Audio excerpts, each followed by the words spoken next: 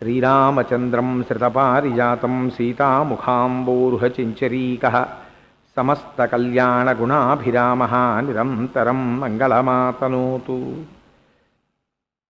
దివ్యపీతాంబరధరः షడ్భుజైరుపలక్షితः స్వపాదనఖచంద్రాంశు ధ్వంసితాజ్ఞానకశ్మలः.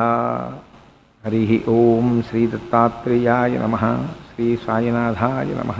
హరి ఓం. పరమేశ్వర స్వరూపమైన సభకి నమస్కారం.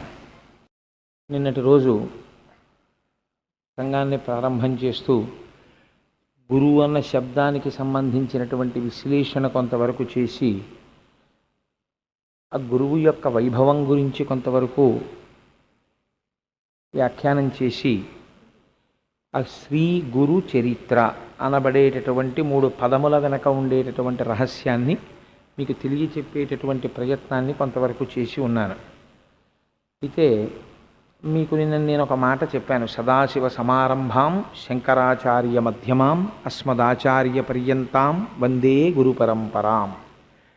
భగవంతుడు ఈ ప్రపంచమునందుండేటటువంటి జనుల యొక్క అజ్ఞానమును నివారించడం కోసమని ఒక గురుస్వరూపముగా తాను ఆవిర్భవించాలి అని నిర్ణయం తీసుకున్నప్పుడు ఆ వచ్చేటటువంటి గురువు కర్మ అనుభవించడానికి వస్తున్నాడా, లేకపోతే ఆయన కర్మ అనుభవించడానికి రాకుండా లోకమునకంతటికీ కూడా మార్గమును చూపించడానికి వస్తున్నాడా?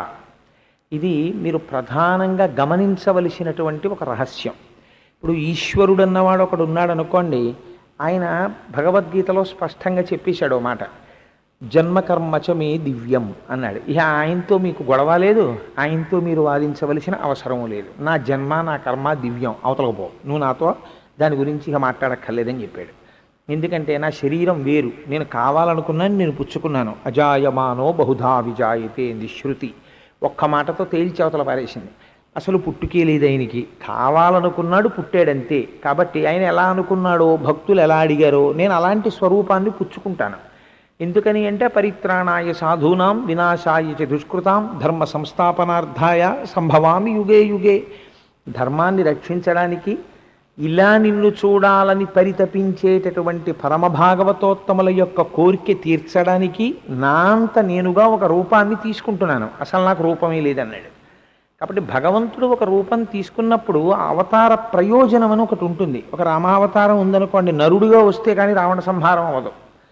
అలాగే ఒక వామనావతారం ఉందనుకోండి, ఒక వటువుగా వచ్చి యాచిస్తే తప్ప ఇంద్రుడికి రాజ్యం ఇవ్వలేడు. అలా ఒక నరసింహావతారం ఉందనుకోండి, అటు మనుష్యుడు కాడు, ఇటు జంతువు కాదు, అలా వస్తే తప్ప హిరణ్యకశిపుడి సంహారం అవ్వదు. కానీ గురువుగా రావాలనుకున్నాడు అనుకోండి ఈశ్వరుడు, అప్పుడు జన్మకర్మచమే దివ్యం అని ఎలా అంటాడు? నా శరీరం వేరు, నా జన్మ వేరు, నా కర్మ వేరు అని అనగలడా గురువు విషయంలో? ఇది మీరు పరిశీలించవలసినటువంటి ఒక గొప్ప రహస్యం. ఈశ్వరుడు ఒక గురువుగా వచ్చాడు అనుకోండి, గురువుగా వచ్చినప్పుడు ఆయన అందరికీ సులభుడై ఉంటాడు. ఎందుకంటే ఒక గురుస్వరూపం కూర్చుని ఉందనుకోండి, ఎవరైనా పెడతారు గురువు దగ్గరికి వెళ్ళి గురువుగారి పాదాలు పట్టుకుంటారు, గురువుగారికి నమస్కారం చేస్తారు. మరి అప్పుడు ఆ గురువు జన్మించడంలో మనందరం ఎలా జన్మిస్తామో అలాగే గురువుగారు కూడా జన్మిస్తారా? లేకపోతే గురువుగారి జన్మ వెనకాతల, గురువుగారి శరీరం వెనకాతల ఏమైనా దివ్యత్వం ఉంటుందా అంటే శాస్త్రం అంది, మనందరం ఎలా పుడతామో గురువు యొక్క జననము కూడా అలాగే ఉంటుంది. ఆయన కూడా మనందరం జన్మించినట్లే ఆయన జన్మిస్తాడు. అలా గురువు కానీ మొట్టమొదటే సులభుడై దిగి రాలేదనుకోండి, అసలు గురువు దగ్గరికి వెళ్ళడం కష్టమైపోతుంది. అందుకని గురువు మనలా సులభుడిగా, ఆయన కూడా ఏదో కర్మ అనుభవించడానికి వచ్చిన వాడిలా కనపడతాడు. కానీ ఆయన కర్మ అనుభవించడానికి వచ్చిన వాడు కాడు. ఆయన తన జ్ఞానము చేత కర్మని దాటిపోతాడు, జ్ఞానము చేత కష్ట సుఖాల్ని దాటిపోతాడు. ఇక్కడ మీకు ఆ గురు శబ్దం వెనకాతల, గురువు యొక్క జన్మ వెనకాతల, గురువు యొక్క జీవితం వెనకాతల ఉండే ఒక పెద్ద తేడాన్ని నేను ఆవిష్కరించవలసి ఉంటుంది. లేకపోతే గురు శబ్దానికి సామాన్యుడికి ఉండే తేడా ఏమిటి పసిగట్టడం కష్టం. నేను మిమ్మల్ని ఒక విషయాన్ని పరిశీలించమని అడుగుతాను, మీరు ఆలోచన చేయండి. మనం సాధారణంగా ఒక వెలితి మాట అని నేను అంటాను, మీరు మరోలా చిన్నబుచ్చుకోకండి. ఒక వెలితి మాట ఒకటి మాట్లాడతాం. మీరు ఒక గురువు గారిని ఆరాధన చేస్తున్నారనుకోండి, ఆయన యందు మీకు చాలా పూనిక, మా గురువుగారు చాలా గొప్పవారండి, పరమభక్తుడు అని మీకు. ఆ గురువుగారికి ఒకసారి అనారోగ్యం చేసింది. ఆ గురువుగారిని హాస్పిటల్కి వెళ్ళారు, డాక్టర్ గారి దగ్గరికి వెళ్ళారు. డాక్టర్ గారు ఏదో వైద్యం చెప్పారు, ఆయన మందులు వేసుకున్నారు. వెంటనే వచ్చే ప్రశ్న ఏమిటంటే మనకి, గురువుగారికి కూడా అనారోగ్యం చేసి గురువుగారు కూడా హాస్పిటల్కి వెళ్ళి గురువుగారు కూడా డాక్టర్ దగ్గర మందులు ఇచ్చుకుంటే ఇంక గురువుగారి తపశ్శక్తి ఏమిటండి? గురువుగారు అనారోగ్యం రాకుండా చూసుకోవద్దా? ఆయనకు ఆ మాత్రం తపశ్శక్తి లేదా అంటాం. లేకపోతే గురువుగారి సెల్ ఫోన్ పోయిందనుకోండి, గురువుగారి వాచి పోయిందనుకోండి, లేకపోతే గురువుగారి ఇంట్లో దొంగలు పడ్డారనుకోండి, దొంగలు పడి ఏవో ఎత్తుకుపోయారనుకోండి, ఇంకేమిటండి మా గురువుగారి భక్తి? మా గురువుగారు అంటే ఏమిటి మరి? దేవుడు ఎదురుగుండా కూర్చోద్దా? గుమ్మం ఎదురుగుండా కూర్చుని కాపాడద్దా? అంటే మా గురువుగారిలో ఏదో తేడా ఉంది, మా గురువుగారు నేను అనుకున్నంత తపశ్శక్తి తత్పరుడు కాడు, మనం ఒక అంచనా వేస్తాం. కాబట్టి గురువుకి సామాన్యుడికి విషయంలో ఏమైనా తేడా ఉంటుందా? ఉంటే ఎక్కడ ఉంటుంది? నేను ఒక ప్రశ్న వేస్తాను, మీరు ఆలోచించండి. సామాన్యులందరూ ఎలా చచ్చిపోతారో వ్యాధి వచ్చి, అలా రామకృష్ణ పరమహంసకి కంఠంలో రాచపుండు పుట్టింది, అంటే థ్రోట్ క్యాన్సర్ వచ్చింది ఆయనకి. రమణ మహర్షికి సర్కోమా వచ్చింది, చేతి మీద పుండు పుట్టింది, అది కూడా ఒక రకమైన రాచపుండు పుట్టింది. ఇలా వివేకానందుడికి తీవ్రమైన అనారోగ్యం చేసింది. మహాత్ములందరూ కూడా అనారోగ్యాలతో బాధపడ్డారు. ఇంకా మాట్లాడితే ఆ అనారోగ్యాలకి వాళ్ళు శరీరాలు వదిలిపెట్టారు. మరి అటువంటప్పుడు ఇంకా ఆయన గురువుగారు అని మీ పూనికి ఎలా నిలబడుతుంది? ఎక్కడ గురుత్వం వచ్చింది? ఎక్కడ ఆయన జ్ఞాని? ఆయనకి నాకు ఏమిటి తేడా? ఇది మీరు సునిశ్చితమైనటువంటి పరిశీలనకి సంబంధించిన విషయం. నేను ఈ మాట ఎందుకు చెప్తున్నానో తెలుసా అండి? ఇక్కడే మీరు గురువుని పట్టుకోగలరు. రమణ మహర్షి తరచు ఈ విషయంలోనే, ఆయనకి కోపం ఎప్పుడైనా వస్తే రమణ మహర్షికి ఈ ఒక్క విషయంలోనే వచ్చేది. గురువుని ఎంచుకునే ప్రయత్నం చేస్తూ గురువు యొక్క సమర్థత యందు విచారణ చేయడం మొదలు పెడతాడు భక్తుడు, శిష్యుడు. అది చాలా ప్రమాదకరమైనటువంటి విషయం. మీరు చూడండి, నేను రమణ మహర్షి మాటల్లోనే చెప్పాలి అంటే, ఒక తేనెటీగ ఉంటుంది, అది పువ్వు మీద మాత్రమే వాలి మకరందాన్ని తాగుతుంది. ఒక ఈగ ఉంటుంది, అది మలం మీద మాత్రమే వాలుతుంది. ఒక్కొక్కరికి ఒక్కొక్క రకమైనటువంటి అలవాటు ఉంటుంది, దాన్ని బట్టి వాళ్ళ సంస్కార బలం ఉంటుంది. గురువుకి సామాన్యుడికి ఎక్కడ తేడా ఉంటుంది అంటే, నేను మీకు తేలికగా అర్థం అవ్వడానికి ఒక ఉదాహరణ చెప్తాను. కృష్ణ భిక్షు అని ఒక మహానుభావుడు ఒక అద్భుతమైన వ్యాఖ్యానం చేశాడు రమణ మహర్షి మీద. నేను దాన్ని ఆధారం చేసుకుని మీకు ఒక మాట చెప్తాను. గురువుకి మనకి తేడా ఎక్కడొస్తుందో తెలుసా అండి? రమణ మహర్షి శరీరముతో ఉన్న కాలంలో రమణ మహర్షికి సర్కోమా ఎలా వచ్చిందో, అలాగే ఇతరులకు కూడా సర్కోమా వ్యాధి వచ్చింది. సర్కోమా అంటే, సర్కోమా పుండండి, అది చేతి మీద వస్తుంది, ఎక్కడైనా వస్తుంది ఆ పుండు, అందులోంచి నెత్తురు కారుతుంటుంది. అయితే పుండు ఎంతమందికి రాదు? సర్కోమాకి ఉన్న లక్షణం ఏమిటంటారంటే, ప్రపంచంలో ఉన్నటువంటి నొప్పినంతటినీ తీసుకొచ్చి మీరు ఒక చోట కేంద్రీకరిస్తే ఆ నొప్పికే సర్కోమా అని పేరు. అది అంత బాధ పెడుతుంది. ఇప్పుడు రమణ మహర్షికి చేతి మీద సర్కోమా పుండు పుట్టింది, వేరొకరికి కూడా సర్కోమా వచ్చింది, వారికి చేతి మీదే పుండు పుట్టింది. రమణ మహర్షికి ఆపరేషన్ చేశారు, వారికి ఆపరేషన్ చేశారు. రమణ మహర్షిని మహాజ్ఞాని అన్నారు, ఆయన చేతిలోంచి కూడా నెత్తురు కారుతోంది, వేరొకరి చేతిలోంచి కూడా నెత్తురు కారుతోంది. రమణ మహర్షిని సద్గురువు అన్నారు, అవతల వారిని సంసారి అన్నారు. ఈయన ఎక్కడొచ్చింది తేడా? మరి అంత గొప్పవారైతే సర్కోమా రాకుండా చూసుకోవచ్చు కదా. చాలామంది రమణ మహర్షి యొక్క కాలంలో ఈ ప్రశ్న వేశారు. రమణ మహర్షి కాలంలో ఏమిటండి, ఇప్పటికీ మీకు ఈ ప్రశ్న నడుస్తూనే ఉంటుంది. ఎందుకు అలా జరిగింది అంటే, జ్ఞానికి అజ్ఞానికి ఒక్కటే తేడా. ఏమిటో తెలుసా అండి? సుఖానికి దుఃఖానికి కూడా జ్ఞాని కేవలము సాక్షి.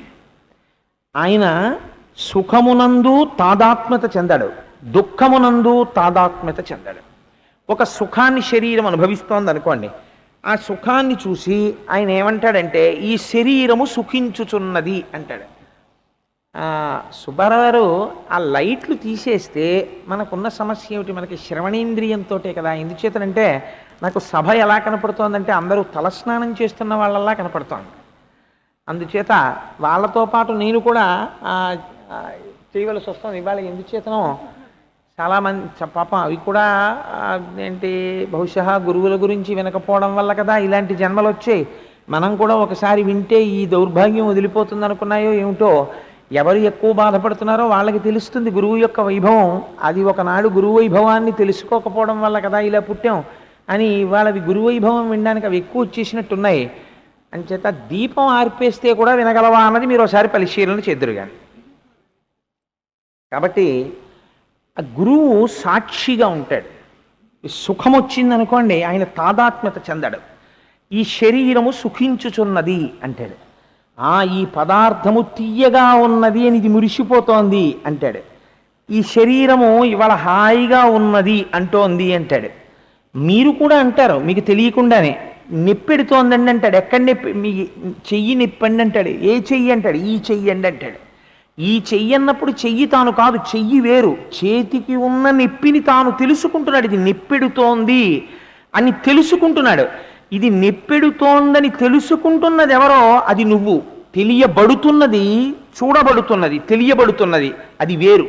కానీ మనమేమవుతామంటే దీనితో తాదాత్మ్యత చెందుతాం. ఇది నేనని అమ్మో నిప్పెట్టేస్తోంది నిప్పెట్టేస్తోంది నిప్పెట్టేస్తోంది అంటాం.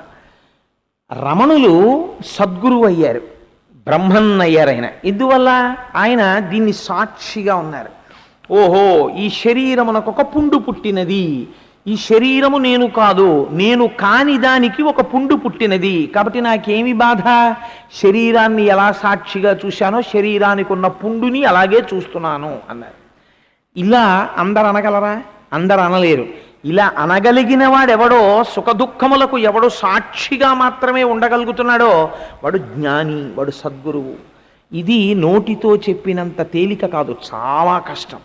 ఇటువంటి మహాజ్ఞాన సంపన్నుడైనటువంటి గురువు కొన్ని కోట్ల కోట్ల కోట్ల మందిలో ఒక్కడే పుడతాడు.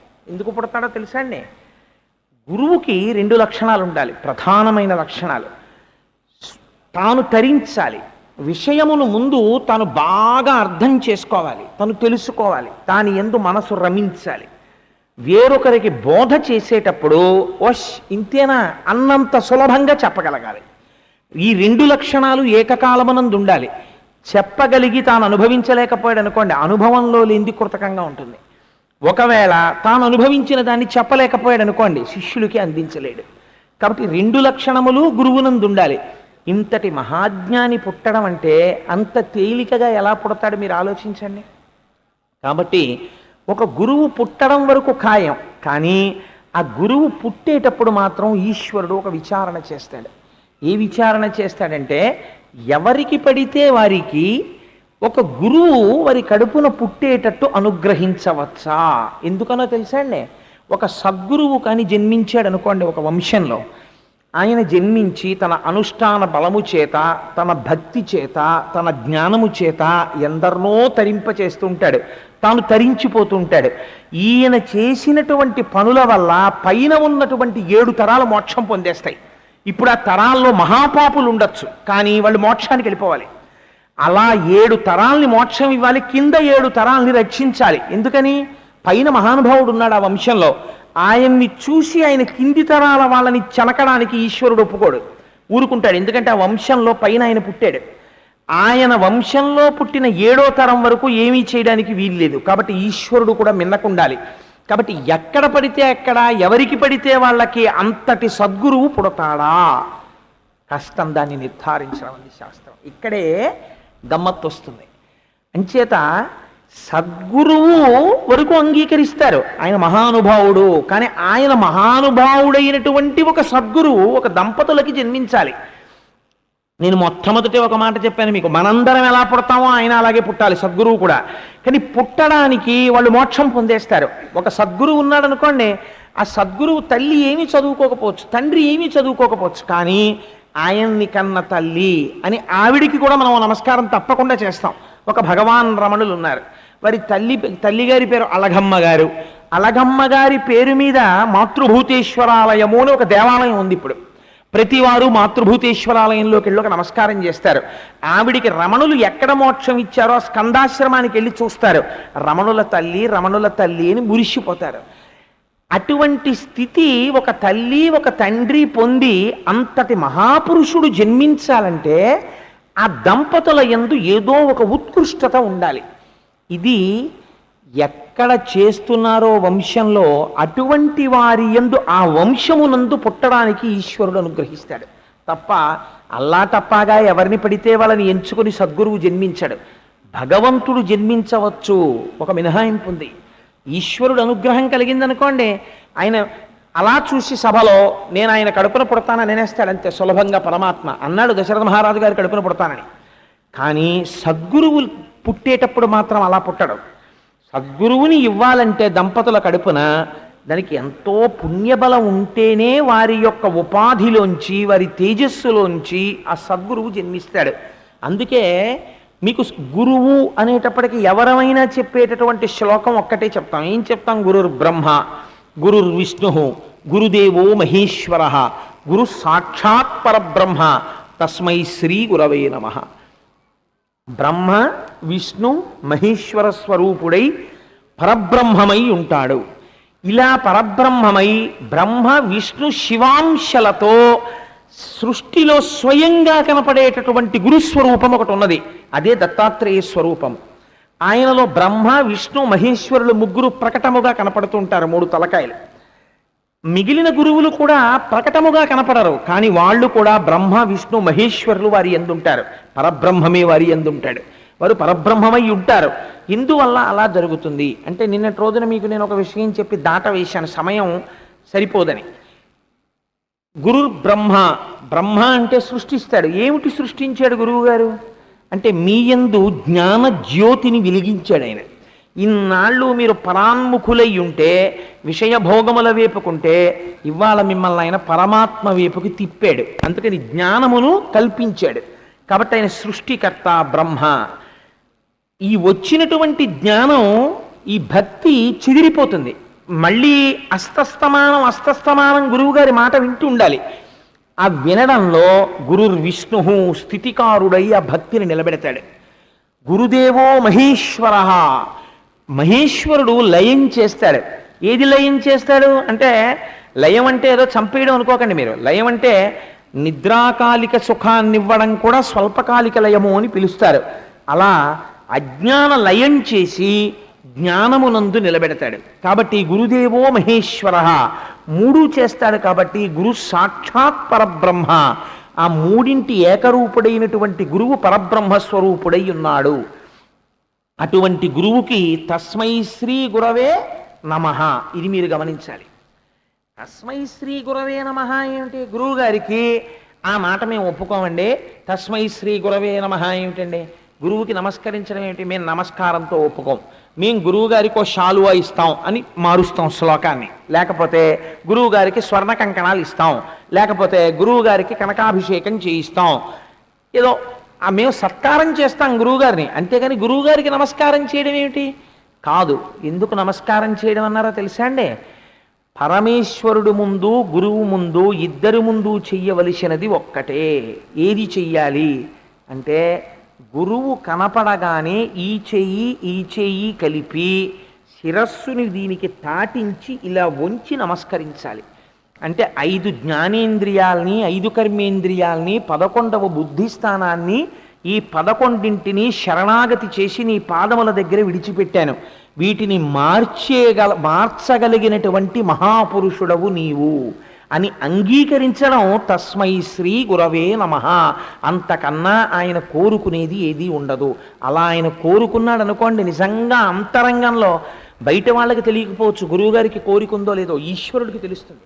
గురువుకి ప్రీతి దేని యందు ఉండాలో తెలుసా అండి? భగవత్కథ చెప్పడంలో 10 మందిని దిద్దుబాటు చేయడంలో ఉండాలి తప్ప, గురువుకి అన్యథాలంపటం ఉందనుకోండి, ఇది చెప్తే నాకేమొస్తుంది అన్న ఆలోచన గురువుకు బయలుదేరిపోయింది అనుకోండి, ఉత్తర క్షణంలో ఆ గురువు అమ్ముడుపోయినట్టే. అంటే మీరు ఒక్క మాట జ్ఞాపకం పెట్టుకోండి. ఒక గురువు గారికి ఎవరో పట్టుకెళ్ళి ఒక ఆవుని ఇచ్చారు, ఇస్తే ఆయన అమ్ముడుపోయినట్ట అని మీరు అనకండి. అది వేరు. ప్రీతితో శిష్యుడిచ్చినటువంటి దాన్ని స్వీకరించడం వేరు, తాను ఆశించడం వేరు. తాను ఆశించకుండా చెప్పడమే ప్రయోజనంగా చెప్పుకున్నవాడు, శిష్యుల్ని దిద్దడమే ప్రయోజనంగా దిద్దుకున్నవాడు ఎవరున్నాడో అటువంటి వాడు గురువు. ఆ గురువుకి మీరేమిస్తారు? నమః, నమస్కరించాలంతే. కాబట్టి ఇప్పుడు ఆ గురువు జన్మించాలి. మొట్టమొదటి గురువు బ్రహ్మ విష్ణు శివస్వరూపాలతో రావాలి. ఇప్పుడు ఏ దంపతులకు ఇవ్వాలి ఇటువంటి వరం? ఇది గొప్ప ప్రశ్న వచ్చింది. ఇలాంటి సద్గురువు మొట్టమొదట సృష్టిలో ఒక దంపతుల కడుపున జన్మించాలి. ఏ దంపతులకు ఇవ్వము అని అడిగారు. అడిగితే చూడండి ఎంత కథ నడిచిందో. ఒక సద్గురు జననం అంటే ఎంత గొప్పగా పడుతుందో. ఇది చరిత్ర అంటే, చరిత్ర అంటే వెనకకి చూడు. నీవు కూడా ఇటువంటి పుణ్యము చేయగలవా? చేయగలిగితే నీ వంశంలో కూడా పుడతారు అట్లాంటి మహాపురుషులు. కాబట్టి ఎంత చిత్రమైన మాట అంటారంటే, ఒకానొకప్పుడు చతుర్ముఖ బ్రహ్మగారు సప్తర్షులని సృష్టి చేశారు. వాళ్ళు ఆయన యొక్క మానసపుత్రులు. ఋషులను సృష్టించి మీరందరూ కూడా తంతువుని తెంపకుండా ఈ ప్రజోత్పత్తిని చెయ్యండి, అంటే సంతానమును కనండి అని ఆజ్ఞాపించాడు ఆయన. ఆ సప్తర్షులలో అత్రి మహర్షి ఒకరు. ఆయన పేరే చిత్రమైన పేరు. ఆయన పేరేమిటో తెలుసా అండి? అత్రి. అత్రి అంటే ఏమిటి? త్రి అంటే మూడు. అత్రి అంటే మూడు లేనివాడు. ఏ మూడు లేనివాడు? సత్వము, రజస్సు, తమస్సు అని మూడు గుణాలు ఉంటాయి. ఈ మూడు గుణాలతోటే మన జీవితం అంతా వెళ్ళిపోతూ ఉంటుంది. ఈ మూడు గుణములను దాటి గుణాతీతమైన స్థితిని పొందినవాడెవరో ఆయన అత్రి. అటువంటి మహానుభావుడు. ఇప్పుడు ఆయనకి తగిన భార్య రావాలి. ఎవరా భార్య? అనసూయ. ఆవిడెక్కడ జన్మించింది? కర్దమ ప్రజాపతి, దేవహూతి వారిద్దరికీ జన్మించినటువంటి కుమార్తెలలో ఒకరు అనసూయ. అనసూయ అంటే ఏమిటండి అర్థం? ఆ పేరు వెనకాతలుంది. అందుకే రామాయణం అయోధ్యకాండలో ఒక మాట అన్నాడు అత్రి మహర్షి. ఎంత గొప్ప మాట చెప్పాడో తెలుసా అండి? అనసూయమ్మని చూపించి ముగ్గుబుట్టు అయిపోయింది తలకాయ ఆవిడికి. గాలికి అరిటి చెట్టు కదిలినట్టు ఆవిడ వణికిపోతోంది. వణికిపోతుంటే సీతమ్మని తీసుకుని రాముడు ఆ పర్ణశాలలోకి వచ్చాడు. అత్రి మహర్షి సీతారాముల్ని చూడగానే రాముణ్ణి పిలిచి సీతమ్మని పిలిచి అన్నాడు, ఈవిడ అనసూయ నా భార్య. ఈవిడ మనుష్యుల చేత కాదు, సమస్త భూతముల చేత నమస్కరింపబడడానికి యోగ్యురాలు. ఆవిడికి నమస్కరించాడు. ఎంత పెద్ద మాట అండి ఇది! అత్రి మహర్షికి తెలియదా వచ్చిన సీతమ్మ లక్ష్మీదేవని? ఈవిడికి నమస్కరించని చెప్పాడు. ఆవిడ వెంటనే నమస్కరించి, అమ్మ మీరు కుశలమా అని అడిగింది.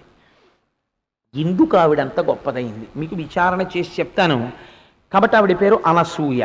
అనసూయ అంటే ఏమిటి? అసూయ లేనిది. అసూయ అంటే ఏమిటి అంటే, శాస్త్రం అంది అసూయ ఉన్నది అని ఎలా తెలిసిపోతుందో తెలుసా?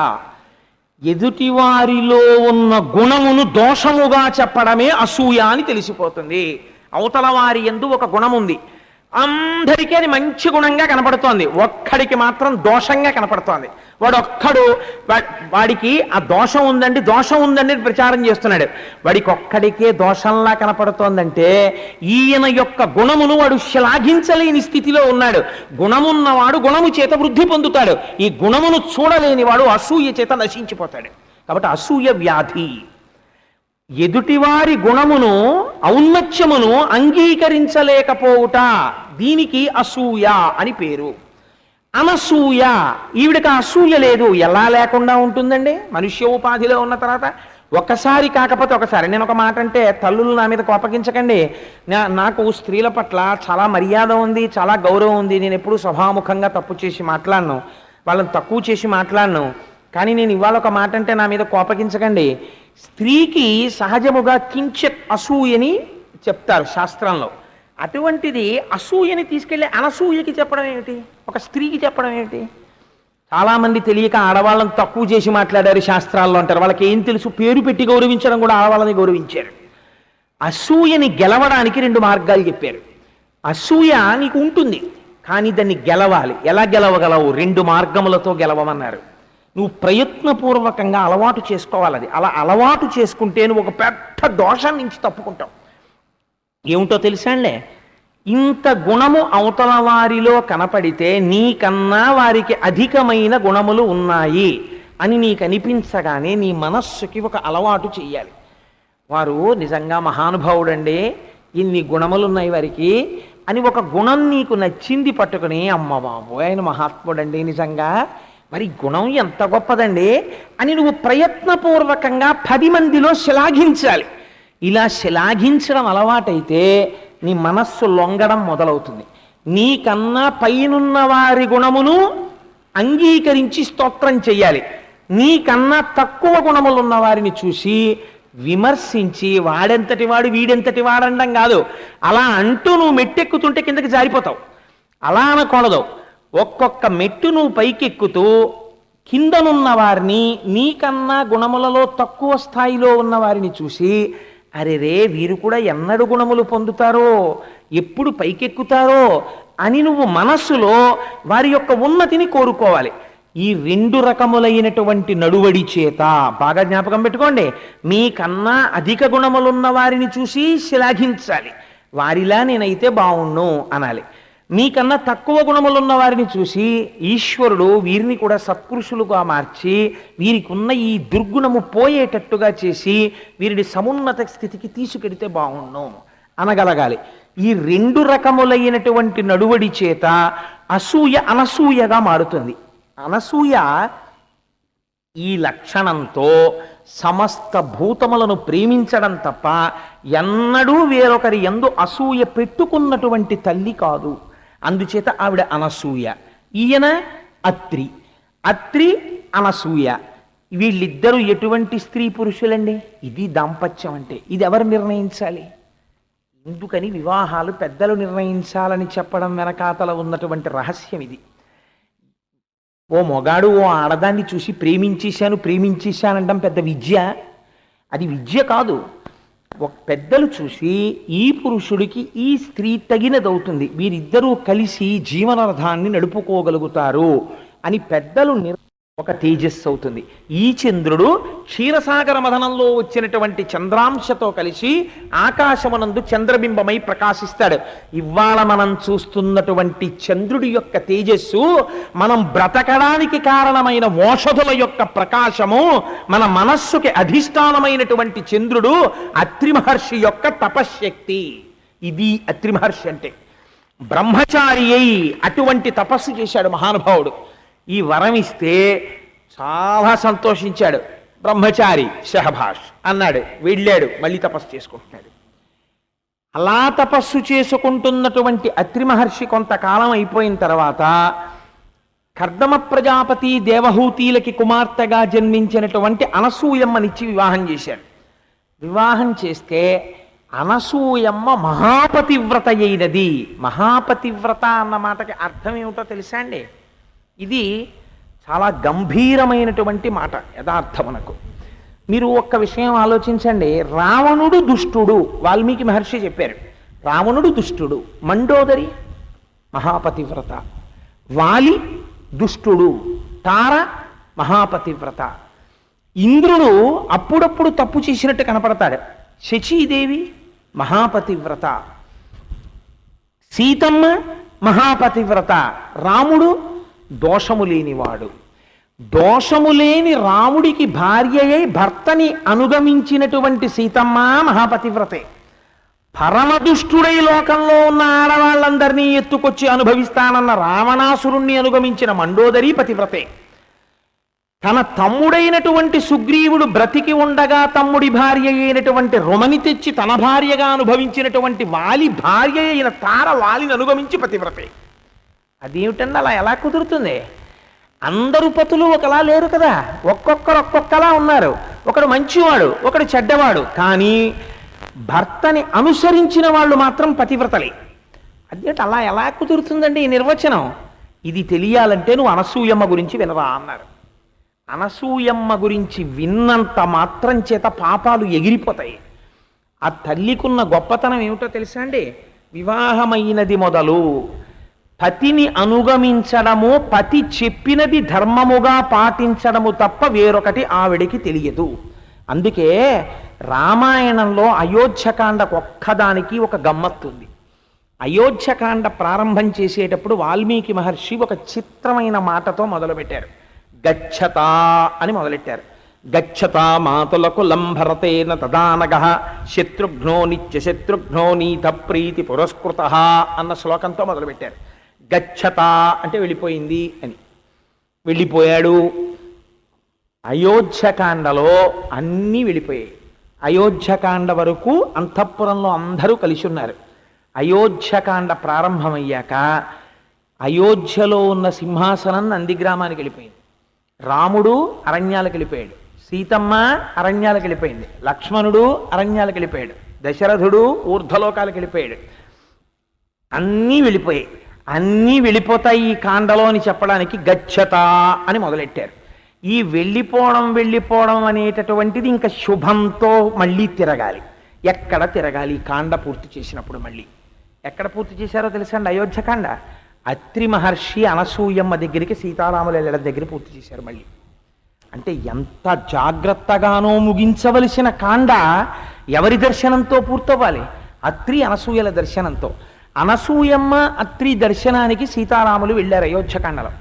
వెళితే అత్రి మహర్షి సీతారామ లక్ష్మణులకు స్వాగతం చెప్పి మొట్టమొదట ఏం చెప్పాలి? నేను అత్రి మహర్షిని, నేను ఇంత తపస్సు చేశానని చెప్పాలి. అత్రి మహర్షి అలా చెప్పలేదు. ఆయన ఏం చెప్పారో తెలుసా అండి? రామ, తల్లి సీత, ఈవిడ ఎవరో తెలుసా? ఈవిడని అనసూయ అంటారు. ఈవిడ వివాహమైనది మొదలు సర్వకాలముల యందు నన్ను అనుగమించడము తప్ప వేరొకటి తెలియదు. భర్త మాట జవదాటకపోవడమే స్త్రీకి పెద్ద ఆచారము. స్త్రీకి అంతకన్నా ఆచారము లేదు. రామాయణం తెలిస్తే చదివితే తెలుస్తుంది. కాబట్టి నన్ను అనుగమించినది అనసూయ, నేనేం చెప్తే చేసింది. కాబట్టి ఇంతటి మహాపతివ్రత ఈవిడి దగ్గరికి వెళ్ళి నమస్కారం చెయ్యి. ఈవిడికి నువ్వు కాదు సమస్త భూతములు నమస్కరించాలి అనసూయకి అన్నారు అత్రి మహర్షి. ఇది ఎవరిచ్చిన సర్టిఫికెట్ అండి? అత్రి మహర్షి 3 గుణములకు అతీతమైన వాడు ఇస్తున్నాడు. మా ఆవిడని చెప్పి సర్టిఫికెట్లు ఇచ్చుకున్నవాడు కాడు అత్రి మహర్షి అంటే. వెంటనే సీతమ్మ నమస్కరిస్తే ఒడిలిపోయి కదిలిపోతున్నటువంటి అనసూయ సీతమ్మ చెయ్య పట్టుకుని లోపలికి తీసుకెళ్లి కూర్చోపెట్టి, సీతా నువ్వు భాగ్యవంతురాలివి అంది. అంటే సీతమ్మ చిరునవ్వు నవ్వింది. ఏమిటి సీతమ్మ భాగ్యం? అప్పుడు రాజ్యమా పోయింది భర్తకి, అరణ్యవాసమా పట్టింది, పుట్టిందా జనకుడి ఇంట్లో, మెట్టిందా దశరథ మహారాజు గారి ఇల్లు, కట్టుకున్నదా రామచంద్రమూర్తిని, ఇప్పుడున్నదా దండకారణ్యంలో, కనీసం భర్త కాళ్ళకి పాదుకలు లేవు. ఇంత పరాక్రమం ఉండి కూడా చేతకాని వాళ్ళ కైకమ్మ వరాలు కోరిందని అరణ్యానికి వచ్చాడు. అరణ్యానికి వస్తే ఆయన వెంట అనుగమించి వచ్చింది. ఈవిడ మనస్సులో భర్త చేతకానివాడు, తెలివి తక్కువవాడు అన్న భావన ఉన్నదా? భర్త పరమధర్మాత్ముడు అన్న భావన ఉన్నదా? ఎన్ని పూజలు చేస్తే ఎవడికి కావాలి, ఎన్ని పునస్కారాలు చేస్తే ఎవడికి కావాలి? భర్త ఎడ్డెం అంటే భార్య తెడ్డెం అంటుంది.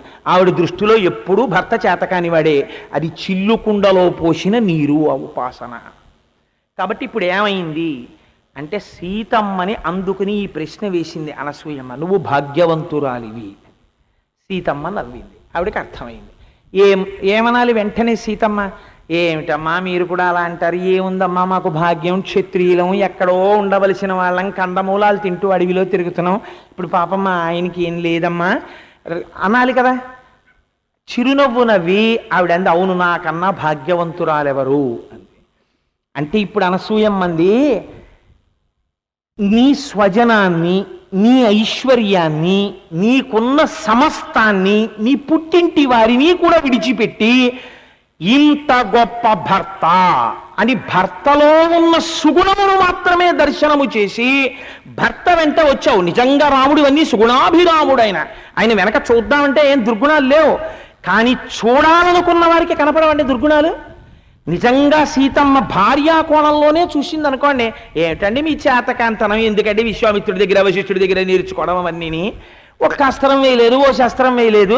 మీ నాన్నగారేమో మీ పిన్నికి ఇచ్చేట వరాలు, మీరేమో సత్యవాక్య పరిపాలన అని వచ్చేసారా?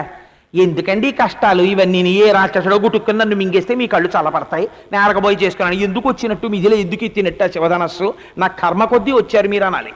ఒక మాట ఆవిడ అలా అన్నట్టు రామాయణంలో నాకు చూపించండి.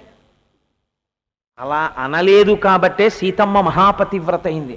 ఒక స్త్రీ స్థాయి ఎటువంటిదో మీరు ఆవిడ నడువడి బట్టి, ఆవిడ మాట్లాడే మాటల్ని బట్టి మీరు చెప్పేయచ్చు. ఎన్ని పూజలు చేసినా, ఎంత గొప్ప ఇంట్లో పుట్టినా తానెంత గొప్పదాన్నని ఆవిడ అనుకుంటున్నా ఆవిడ తన భర్త పట్ల ప్రవర్తించే ప్రవర్తన గీటురాయి. వాలి ధూర్తుడని తెలుసు తారకి, మహాపతివ్రత అయింది. రావణుడు ధూర్తుడని తెలుసు మండోదరికి, మహాపతివ్రత అయింది. రావణుడు నాశనం అయ్యాడేమో, మండోదరి మహాపతివ్రతగానే నిలబడిపోయింది. పతిని అనుగమించడంలో భార్యకి ఆ గొప్పతనం ఉంది. ఎందుకంటే పురుషుడికి ఉపాసనలో పరమాత్మ కాళ్ళు నేను పట్టాలి అనుకున్నాను అనుకోండి, నాకు వెంకటేశ్వర స్వామి వారి ఏకాంత సేవ జరుగుతుంటే వెంకటేశ్వర స్వామి వారి కాళ్ళు పడుతూ జో అచ్యుతానంద జో జో ముకుంద అని పాడాలనిపించింది అనుకోండి, నేను ఎప్పుడూ ఆయన్ని ఆయన నాకు ప్రత్యక్షం అయిపోయే పట్రా కోటేశ్వరరావు కాళ్ళు అంటే పట్టాలి, ఒకటో మార్గం. అదంత సులభ సాధ్యమా? రెండోది, నేను ఇంకోలా పట్టగలను. ఎలా పట్టగలను? నేను ధ్యానమగ్నుడనైతే, నా మనస్సుని అరికడితే, నా బాహ్యమునందు నేత్రములు మూసేస్తే పరమాత్మ పాదములను ఇక్కడ దర్శనం చేసి నేను ఆయన పాదములు పట్టగలను. మనస్సుని నియంత్రించడం అంత తేలిక కాదు. కానీ స్త్రీకి ఉన్న గొప్ప అదృష్టం ఏమిటో తెలుసా అండి? ఆవిడికి ఏకాంత సేవ చెయ్యాలనిపించింది అనుకోండి వెంకటేశ్వర స్వామికి. ఆయన పడుకున్నప్పుడు ఒకసారి ఆయన కాళ్ళ దగ్గరికి వెళ్ళి పాదాలు పడుతూ జో అచ్యుతానంద జో జో ముకుంద రావే పరమానంద రామగోవింద అంటూ కాళ్ళు ఒత్తిందనుకోండి, ఇక్కడ వెంకటేశ్వర స్వామి కాళ్ళే ఇవి అనుకుని కాళ్ళు ఒత్తుతోంది అనుకోండి. ఒత్తితే ఏమవుతుందో తెలుసా అండి? వెంకటేశ్వర స్వామి వారి కాళ్ళొత్తిన ఫలితమే ఆవిడ ఖాతాలో వేస్తారు. గమ్మత్తు ఏమిటో తెలుసా?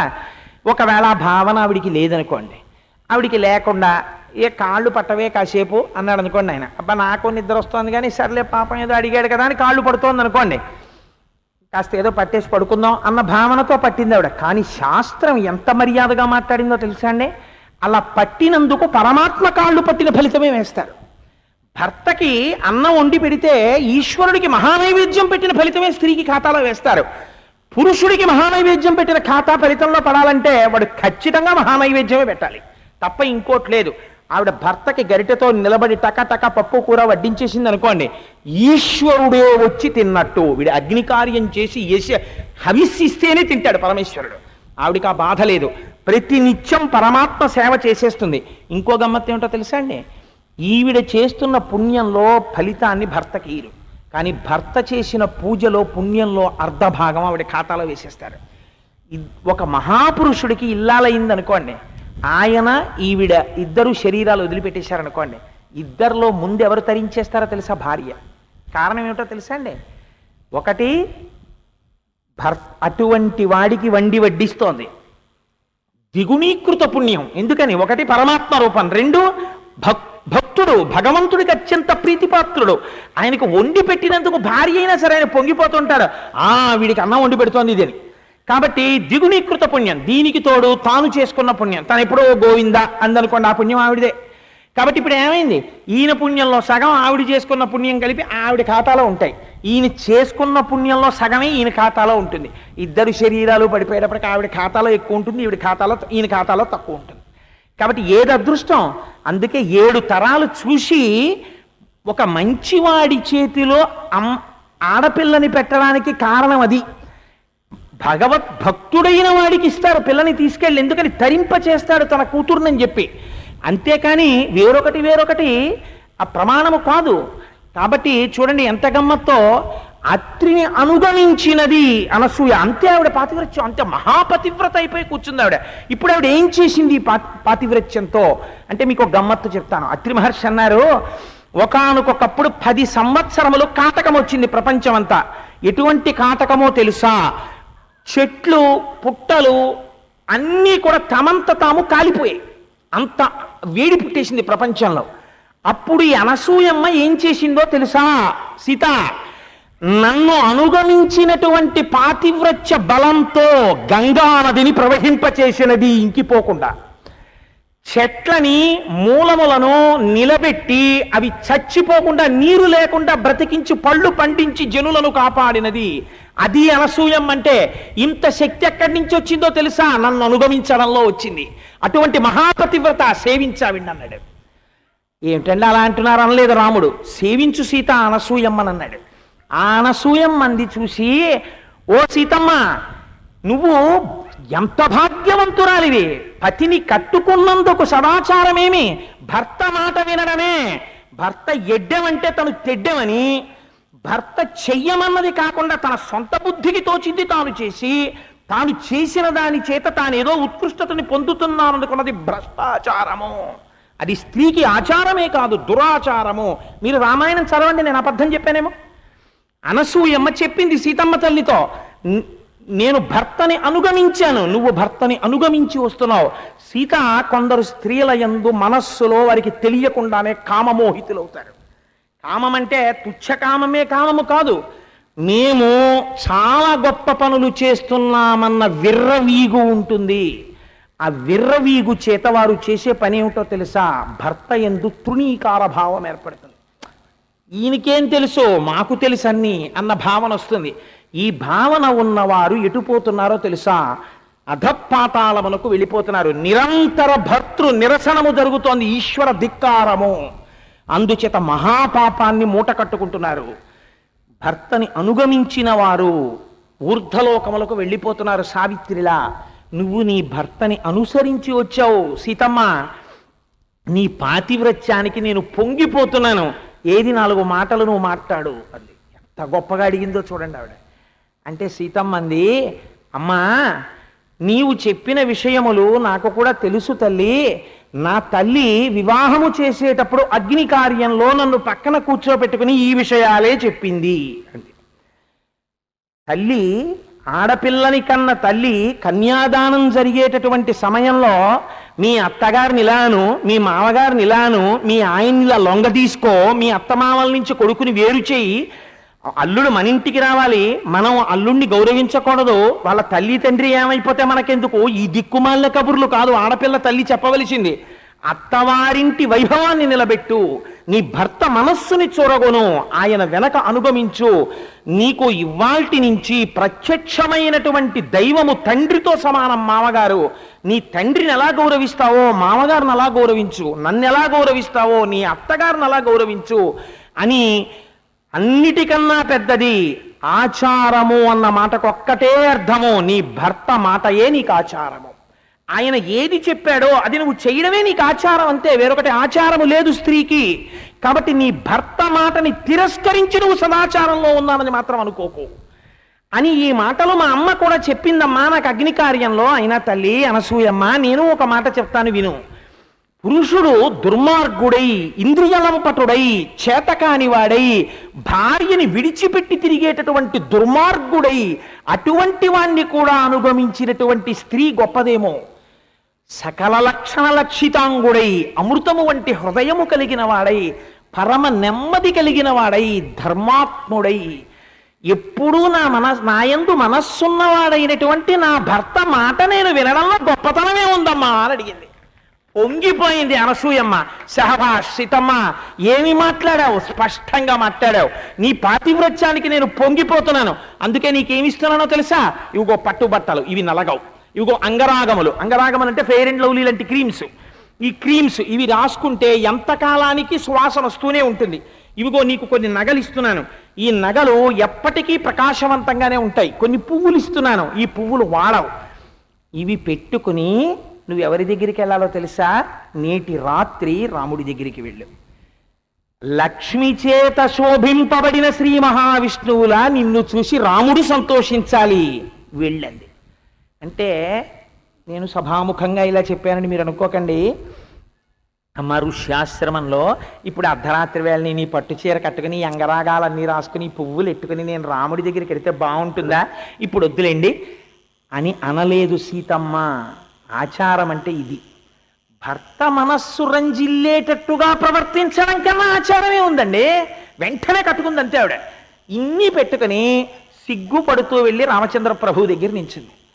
ఆయన చూసి, సీత నువ్వు గొప్పగా సమ్మానింపబడ్డావు, ఏమిటివన్నీ అని అడిగారు. అనసూయమ్మ తల్లి నాకు ఇచ్చి ఇప్పుడే కట్టుకుని రాముడి మనస్సు సంతోషించేటట్టు వెళ్ళి నిలబడు అంది. వచ్చి నిలబడ్డాను. అత్రి అనసూయల ఆశ్రమానికి వెళ్ళినందుకు నువ్వు పొందవలసిన దానని పొందావు. అందుకే స్త్రీ సదాచారమునకు సంబంధించి అనసూయమ్మ రామాయణం అయోధ్యకాండలో ఏది చెప్పిందో అది ఇప్పటికీ సుప్రీంకోర్టు తీర్పు. అందుకే పాతివ్రత్యానికి అనసూయమ్మని చెప్తారు. దత్తాత్రేయుల వారు కొడుగ్గా పుట్టాడంటే ఏం ఉట్టినే పుట్టేయలేదు. అనసూయమ్మకి ఆవిడ పాతివ్రత్యం అంటే ఏమిటో చూడండి. ఇది ఆవిడ పాతివ్రత్యం. సమస్త కాలమునందు పతిని అనుగమించింది. ఒకసారి అడిగింది భర్తని. అందుకే స్త్రీకి ఒక లక్షణం ఉంటుంది. ఒక వ్రతం చెయ్యాలనుకోండి, భర్త పాదాలకి నమస్కరించి ఆయన చెయ్యమన్నదే వ్రతం. కైలాసగౌరి నోము అన్నీ తీసుకొచ్చి పీటలకు వెళ్ళే మీద కూర్చునే ముందు భర్తకి నమస్కరించి, మీ అనుమతితో నేను కైలాసగౌరి నోము చేసుకుంటున్నాను, మీరు నాకు అనుమతి ప్రసాదించండి అని అడగాలి. షహబాష్, చేసుకో చక్కగా అని ఈయన అనాలి. ఈయన వెర్రి వెటకారాలు తగ్గించుకోవాలి. కాస్త ఎప్పుడు ఎలా మాట్లాడాలో నేర్చుకోవాలి. అంటే ఆవిడ వెళ్ళి చక్కగా పీటల మీద కూర్చుని చేస్తే అప్పుడు పూర్ణ ఫలితం వస్తుంది. భర్త అనేటటువంటి వాడు చిటికిన వేలు పట్టుకున్నది భార్యను ఉద్ధరించడానికి తన నడువడి చేత. అంతేకాని భార్యని కూడా కూపములోకి లాగేయకూడదు. ఆవిడికి సంస్కారం ఉన్నా పాడి చేసేస్తే ఎలాగా? ఆవిడ సంస్కారమును నిలబెట్టాలి, ద్విగుణీకృతం చెయ్యాలి. భర్త కూడా తన ప్రయత్నం తనకుండాలి. అందుచేత ఆ సీతమ్మకి ఆనాడు మహాతల్లి చెప్పింది. ఏమని చెప్పింది? ఆవిడ చెప్పినటువంటి మాట ఏది ఉన్నదో అది శిలాశాసనము. ఎప్పటి నుంచి? ఆనాటి నుంచి ఈనాటి వరకు స్త్రీ నడువడికి ఇదే గీటురాయి. ఆవిడ తపస్సు చెయ్యాలనుకుంది. ఎవరిని అడిగిందో తెలుసా అండి? అత్రి మహర్షిని అడిగింది. నేను తపస్సు కూడా చేద్దాం అనుకుంటున్నాను, చెయ్యనా అని అడిగింది. ఆయన అన్నాడు, సంతోషం, చెయ్యి కొంతకాలం అన్నాడు. ఎన్నాళ్ళు చేసిందో తెలుసా అండి? 10,000 సంవత్సరములు తపస్సు చేసింది ఆవిడ. అది అనసూయమ్మ అంటే. అటువంటి తల్లి ఆ అనసూయమ్మ ఒక మాట అంటుంది. నువ్వేం చెయ్యాలో తెలుసా? నువ్వు సభతృతస్య సహధర్మచారిణి. నీకు ధర్మం అంటే ఏమిటో తెలుసా సీత?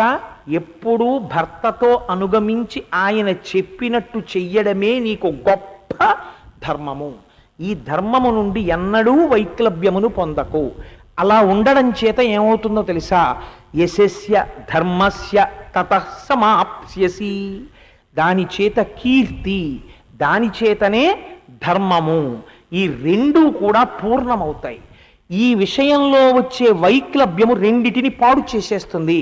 పెద్దలు కీర్తించరు ఆ నడువడిని. రెండు, ఆ నడువడి చేత ధర్మముతో ఉన్నామని అనుకుంటారు, కనది ధార్మికము కాదు, శాస్త్రం అంగీకరించలేదు. ఇందాకనే చెప్పాను, వెదురు బుట్టలో నీరు పోసి పక్కింటికి తీసుకెడదాం అనుకోవడం. వెదురు బుట్టలో పోసి నీళ్ళు ఎలా ఉంటాయండి? భర్త చెప్పిన మాట వినకుండా నువ్వు చేసిన ఎన్ని సదాచారములు నిలబడేవి కావు. ఆయన మనస్సు ప్రీతి పొందనప్పుడు నీ నడువడి ఎటువంటిదైతే ఎవడికి కావాలి? దాన్ని పెద్దలు శ్లాఘించరు, తిరస్కరిస్తారు దాన్ని. కాబట్టి ఏమైపోయింది అంటే, ఈ కారణము చేత ఆనాడు అనసూయమ్మ చెప్పిన మాటలే ఈనాటికి శిరోధార్యములై ఉన్నాయి. అందుకే పూర్వం రామాయణం చదవండి చదవండి అనేవారు. రామాయణం ధర్మశాస్త్రం, రామాయణం చదివితే తెలుస్తుంది ఎలా బ్రతకాలో. ఆనాటికి ఏమిటండి, ముందు నుంచి సీతమ్మ నడువడి వలననే రామచంద్రమూర్తికి గౌరవం కలిగింది. కాబట్టి అటువంటి అనసూయమ్మ ఒకానొకప్పుడు ఒక చిత్రమైనటువంటి సంఘటన జరిగింది. ఒక తల్లి, ఒక మహాపతివ్రత, ఆవిడకి ఒక భర్త ఉండేవారు కాశ్యపుడు అని. ఆ భర్త తెల్లవారితే సూర్యోదయం అయితే మరణిస్తాడు అని ఆయనకు ఒక శాపం వచ్చింది. ఆ శాపం ఇవ్వడంలో ఉన్న ఆశ్చర్యకరమైన విషయం చూడండి. కోపం వచ్చినవాడు వెంటనే ఏదో చెప్పాలి. ఆ శాపం ఇచ్చేటప్పుడు ఆ బ్రాహ్మణుడికి ఎటువంటి శాపం ఇచ్చారంటే, రేపటి రోజు సూర్యోదయం అయితే నీ భర్త మరణిస్తాడు అని శాపం ఇచ్చారు సుమతి భర్త కాశ్యపుడికి. ఇస్తే సూర్యోదయం అయితే తన భర్తకి శరీరం వదిలిపెడతాడు. వదిలిపెడితే తన మాంగళ్యం జారిపోతుంది. ఆ పతివ్రత తన పాతివ్రత్య శక్తితో ఆవిడ ఏం చేసిందో తెలుసా అండి? ఆవిడ పతిని అనుగమించినది. ఎవరు ఆ భర్త? కుష్ఠురోగి. కుష్ఠురోగి అయిన భర్తని సేవించింది ఆవిడ.